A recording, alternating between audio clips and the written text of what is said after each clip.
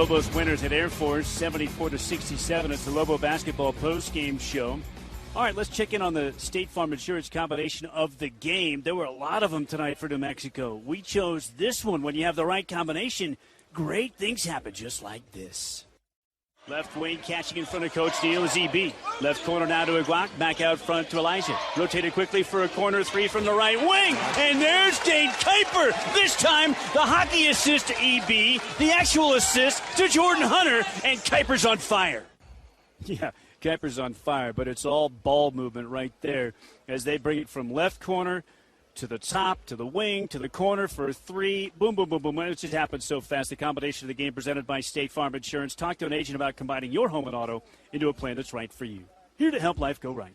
State Farm. Timeout. Lobos win 74-67. Post-game show rolls on after this. Lobo basketball from Learfield. Back on the Lobo basketball post-game show, live from Clune Arena in Colorado Springs, Colorado. Time to select the P&M Reliable Player of the Game, a New Mexico 74-67 win over Air Force. There's no doubt who it was tonight. Third straight outstanding performance by Sam Logwood with a team that's now playing a smaller lineman, 4 guards. And Sam has been starting at the power forward spot, and he has exploded. Your P&M Reliable Player of the Game is Lobo Sam Logwood. Up the right wing with a high right-hand bounce is Elijah Brown to Sam at the top. Sam, nice through the defense and scores. He split 3 defenders. He has a baker's dozen. Love the slashing by Sam Logwood, taking it to the rim. Yeah, it's a slash and score. Sam, dominant. 17 points, 6 boards, 1 assist, 1 block, 0 turnovers. The Lobos turned it over 5 times the whole night. Sam was 7 of 11 field, won his 6 total. Sam Logwood, your P&M Reliable Player of the Game. P&M here for you in all of New Mexico. Reliable people, reliable partner in our communities, reliable power. Nationally, P&M consistently ranks among the best for keeping the lights on. Sam Logwood, your P&M Reliable Player of the Game. Why has he thrived in this 4-guard alignment, Hunter? He's been able to use that ball penetration. You know, his patent is 2 dribble, power dribble to the rim, and especially against teams that don't have a huge front court. I mean, you know, he's able to get in there and get to the rim, either draw the foul or score the bucket. So Sam's had some success, and that's been the key for New Mexico. You know, the question was who was going to pick up that scoring when everyone knows that Elijah, it's on his shoulders to score the basketball. Without Tim Williams, Sam Logwood stepped up, and he's been able to provide some scoring here over the last few games. Logwood delivers on a night when Elijah Brown shoots 3 for 13 from the field. All right, timeout on the Lobo basketball post-game show. Still plenty to do. Subway sub of the game. We've got our Delta Dental coaches' comments with head coach Craig Neal. Lobos 74, Air Force 67. Final. It's Lobo basketball from Learfield.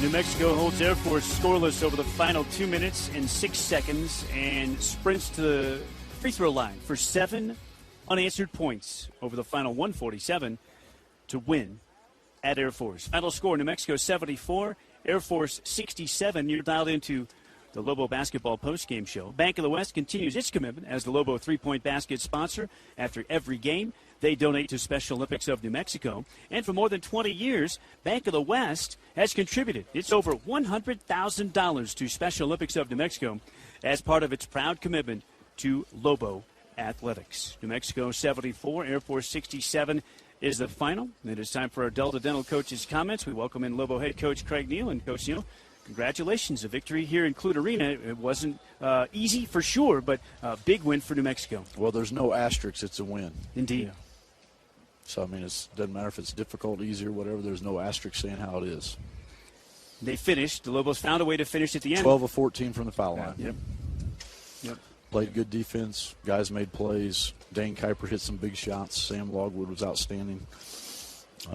Elijah didn't have the greatest game, and when he didn't have the greatest game and you can win, that's a good thing. I thought Jordan Hunter played really well in the second half. Wasn't real happy with him the first half, but he bounced back, and then we had some guys make some plays. Yeah. Played a lot of guys. Yeah, 11 guys.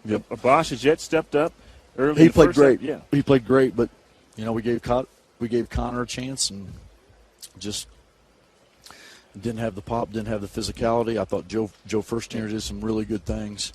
We're going to be able to play 11 guys when we play small because we got to play 4 guys in the perimeter and we got subs, so that's 8. If you play 3 of the bigs, with foul trouble, that's 11. So we're going to continue to play like that until somebody can stop it. San Jose did a nice job, but I think they've got a little bit more rhythm now. I think they understand it. I'm getting my point across with film. The thing is, really, I can't figure out we're 5-2 on the road and 3-3 at home, and that's, I know what the reason is, but I can't say it. Yeah. But I'll get that adjusted. But we have some logistic problems that if we're going to be who we want to be, then we got to take care of some logistics. Yeah. These 5 turnovers, that's the best number. we've ever done. Yeah. But, you're not going to turn it over when a team plays zone unless you just make bad plays and bad passes. But, we talk to them, and they get it. Our guys get it. But, we just got to figure out home. How about the ball movement? You guys. Better. Yeah. We're just side to side. Yeah, we're practicing it so they don't.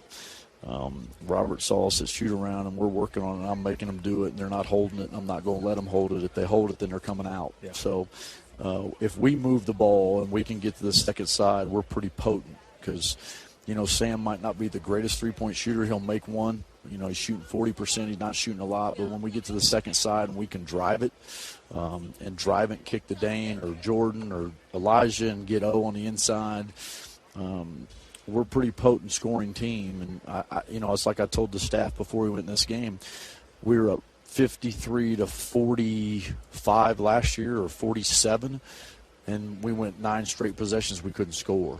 And if we could, I told the guys, if we get to 68 or higher, we'll win. Well, you didn't score a field goal the last 7 minutes of the game. Because they were fouling us. Yeah. So we went 12-14 from the line. Yeah. So you got them at the line.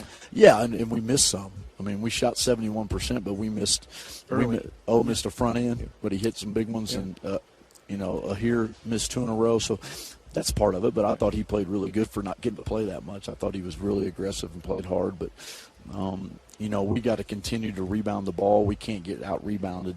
Air Force plays hard, do that, but there's long rebounds. But we were very fortunate. They had, I think, 10 offensive rebounds in the first half or 9, and we held them to 12. So, and we were ball screening a lot with O in the second half. So O didn't get as many offensive rebounds as he did in the first half. But all in all, a win's a win. Proud of them. But it just shows what they can be. It's just we have to get more consistent. Can you tell us how it transpired there at the end where David Hall called the technical on No, EB? you'll have to ask the league office. Okay. The technical was taken off?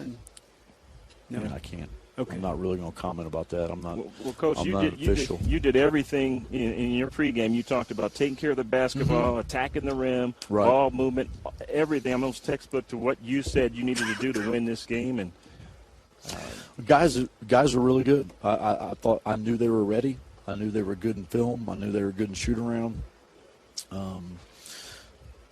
It's just weird.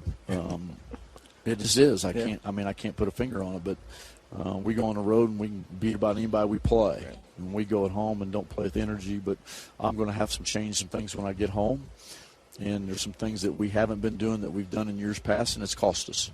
And we got to do some things to do that. And but it's not my staff. It's not what we're doing. It's not what the players doing. It's what we need to do as a administration and athletic department. Did you talk with Elijah after the attempt at the dunk?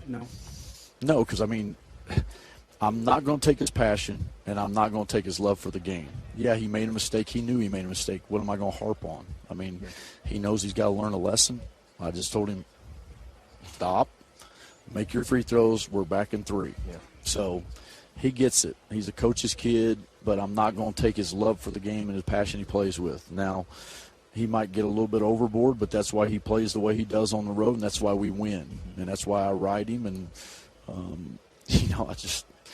I'm sure we'll have some discussions, but that's not the time or place. Well, early in the season, we all kind of noticed he didn't play with that edge. No. And he's got that edge back, and that's a good thing. When you miss 30 days of practice and you're rusty and he's not healthy, right. I think that that has a little bit, because I think it messes with your confidence. No matter how good a player and how confident you are and how good you think you are, when you haven't played and you have no timing, I just think it's a bad deal. I just think it's bad. I mean, he's got a lot of bravado he plays with. He plays with, a lot of passion for the game. He, and things like that, you gotta let him do it. And I'm not opposed to it. I'm opposed to it. It wasn't a technical.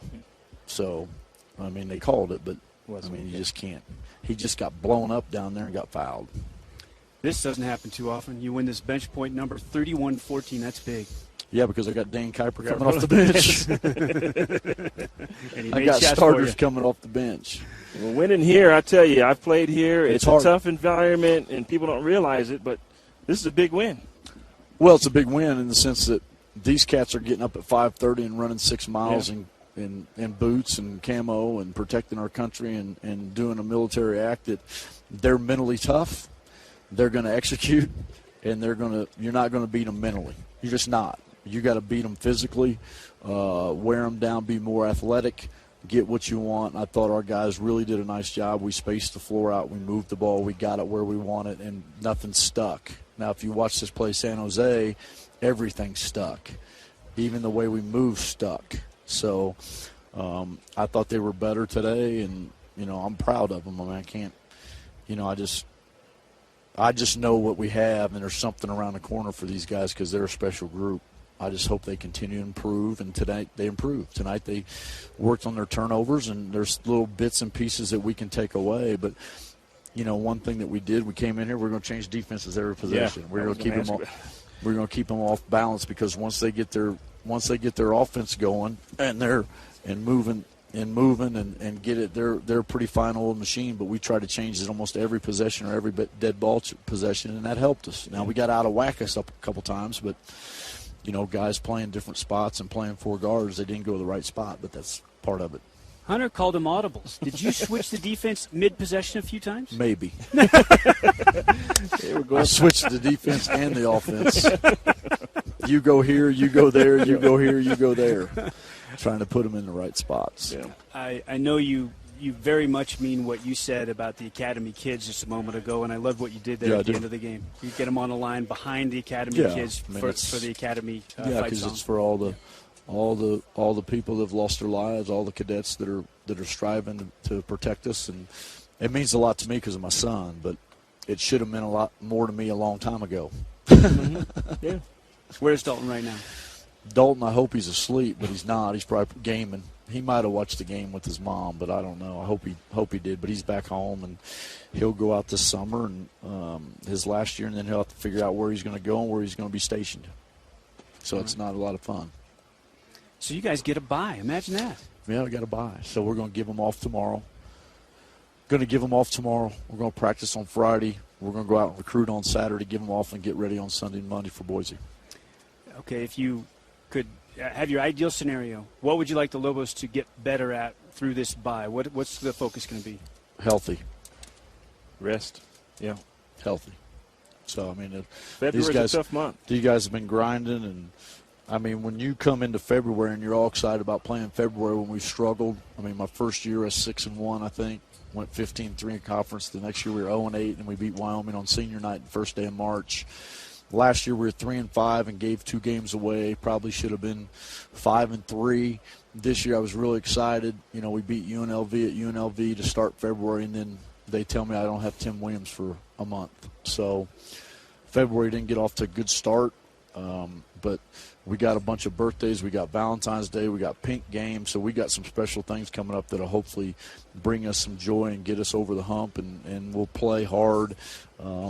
But I think the biggest thing is I just want those guys to have fun, play with the passion that they have. And, we've had some that were stinkers, and, we've had some that are really good. But for us to be 5-2 and to win the games and win where we've won has never been done. These guys have done stuff that has never been done in the program. Now, granted, I know Hunter played, and I'm not trying to be disrespectful to anybody. Boise just came in the league. So when you win at Boise, it didn't start till 2012. So when you win San Diego State, Boise, Colorado State, and then you continue to win, two more, that's the first time it's ever been done. So, we were 14-2 the year with Rowe. We lost our first game at San Diego State, lost our home game, then we won 14 straight. So there's been some special things done, but these guys have done that, so that's something they can put feather in their cap. Can you give us an update on Tim? Do we have any new info on Tim? He's out a month. Okay. So very good. He might not be back. The most important thing is his health, and I'm not going to put his health at jeopardy. He's given us too much, and to put his health in jeopardy or his career in jeopardy, just not going to do it. It's not who I am. It's not what we're about. So he would have taken the boot off and played 30 minutes tonight if I asked him to. He would have, and he told me that in the locker room, but I'm not going to do that.